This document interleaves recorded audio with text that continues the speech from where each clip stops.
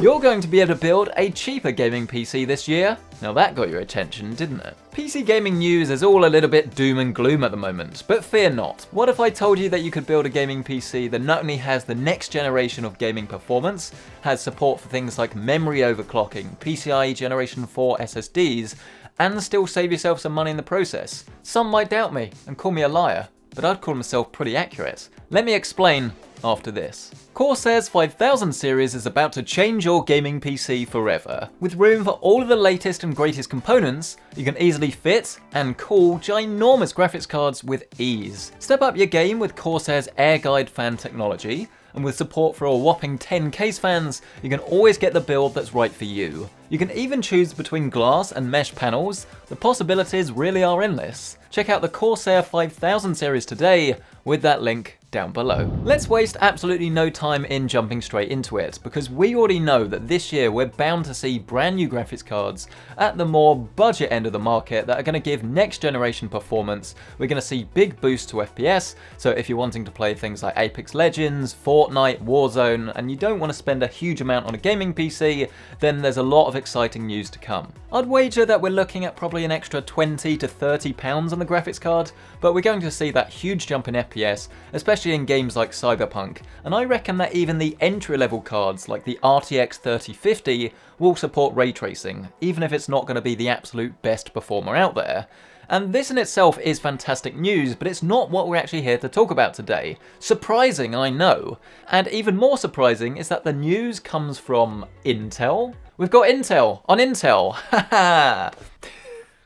Now, if you haven't already noticed, the Ryzen processors have gotten so good that I actually haven't built an Intel PC in months. The Ryzen 5 5600X is a ridiculously good CPU that all gamers should be locked onto with both eyes. It's the champion of PC gaming at the moment, if you were.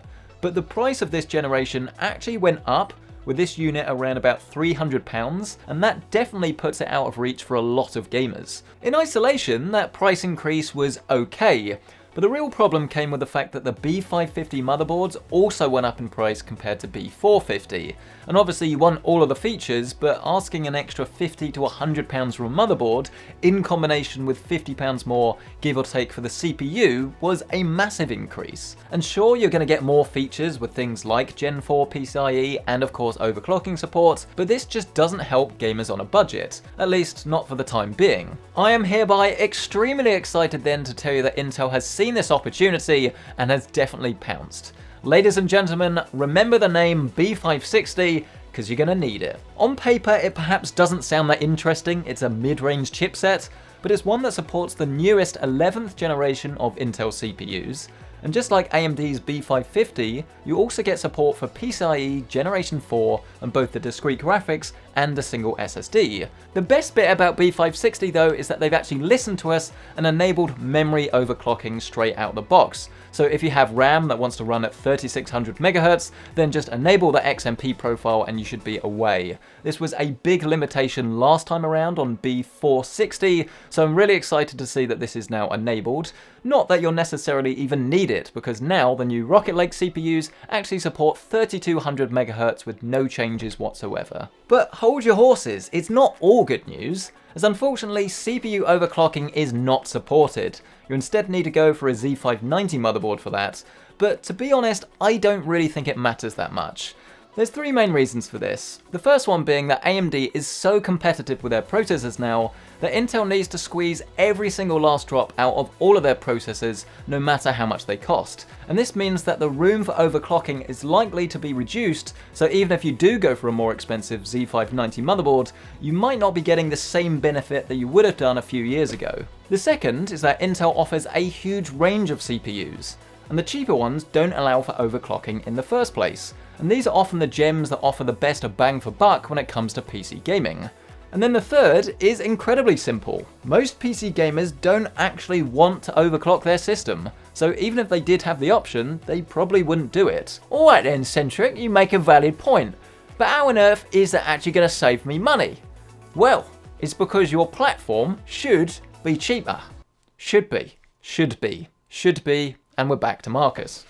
Remember, B550 and Ryzen CPUs have got more expensive, so Intel may decide to also increase their prices. They are entitled to do this if they want, but as they're on the back foot, if they do, it won't really be by much. So let's estimate that a 4-core, non-overclockable i3 chip would be around about £100, the 6-core i5 £200, and then the 8-core i7 £300. No matter which way you look at it, these are all very enticing prices, bearing in mind that we're surely looking at Ryzen matching performance here at least, all with the future-proofing of PCI Generation 4 and the faster memory speeds that make the platform more suitable for gamers of all levels, not just those looking at affordable options. The key question, and one that is still currently unanswered, is just how much will these B560 motherboards cost?